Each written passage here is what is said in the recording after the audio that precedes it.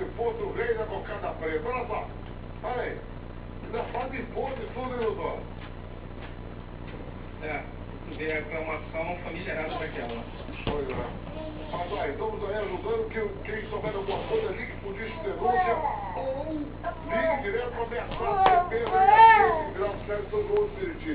Vou dar parabéns aí pelo trabalho mais uma vez e vamos caçar eles aí, hein? Obrigado. Um abraço. Ô, Nick Moretti, você volta quando você quiser. Você volta na sua hora, se quiser, com a informação que você quiser, tá bom? Então, vai ser tá bom, vai ser um chocolate a maravilha. Olha aqui, então aguenta aí pra você ouvindo aí. Atenção, presidente Carlos Geraldo.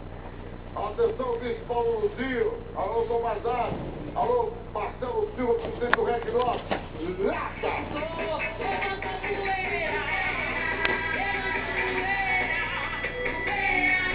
É que beleza, hein?